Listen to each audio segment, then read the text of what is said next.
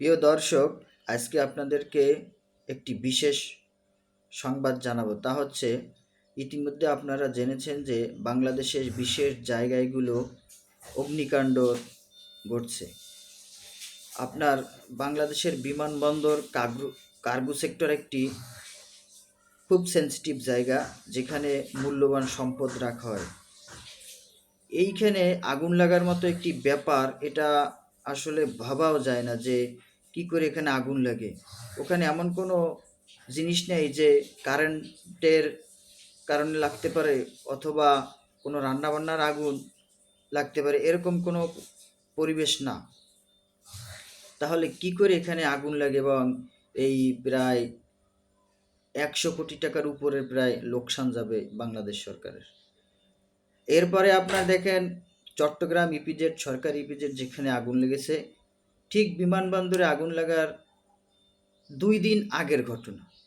তাহলে এই যে সিকিউরিটির দায় কে নেবে? বিমানবন্দরের একটা গুরুত্বপূর্ণ জায়গায় যদি আপনার আগুন লাগে, তাহলে আপনি দেশের সিকিউরিটি কি, সাধারণ মানুষের সিকিউরিটি কি? এরপরে দেখবেন সচিবালয়ে আগুন লেগেছে। সচিবালয়ের একটি গুরুত্বপূর্ণ জায়গায়, যেখানে ডকুমেন্টস মানে কাগজপত্র এখানে রাখা হয়, সেইখানে একটি জায়গায় আগুন লেগেছে।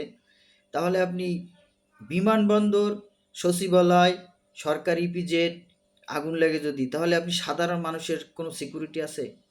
আপনি চিন্তা করে দেখেছেন আমাদের দেশের যত গোয়েন্দা সংস্থা আছে বাংলাদেশে, বিশেষ করে এই যে ডিজিএফআই, তারপরে আপনার এই যে ডিবি পুলিশ, এরপরেও আরও এনএসএস আছে, এরকম অনেক গোয়েন্দা সংস্থা আছে।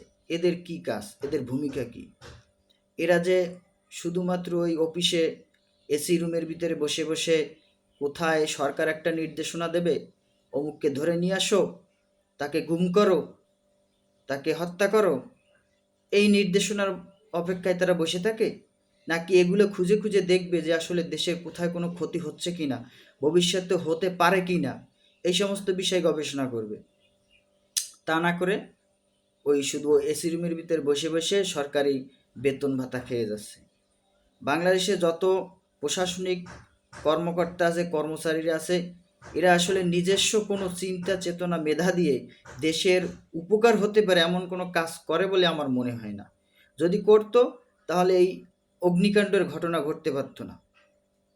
এই জন্যে আমি বলবো, বাংলাদেশ সরকারের কাছে বর্তমানে যারা দায়িত্বপ্রাপ্ত আছেন, বর্তমানে যত সরকারি সেক্টরের কর্মকর্তা আছে, এদেরকে সঠিকভাবে পরিচালনার জন্যে বিশেষ দায়িত্ব গ্রহণ করেন, বিশেষ রুল তৈরি করেন, যাতে এরা সঠিকভাবে এদের দায়িত্ব পরিচালনা করতে পারে। এবং বাংলাদেশে এখন বর্তমানে শিক্ষিত যুবক আছে 40 লক্ষর মতো। এই যে বিসিএস পরীক্ষা দিল কিছুদিন আগেও, 4 লক্ষ বিসিএস ক্যান্ডিডেট ছিল ধরেন। এরকমের অনেক ক্যান্ডিডেট আছে শিক্ষিত, যারা বিএ অনার্স মাস্টার্স পাশ করা, বেকার শিক্ষিত। এদেরকে আপনি খুব সহজে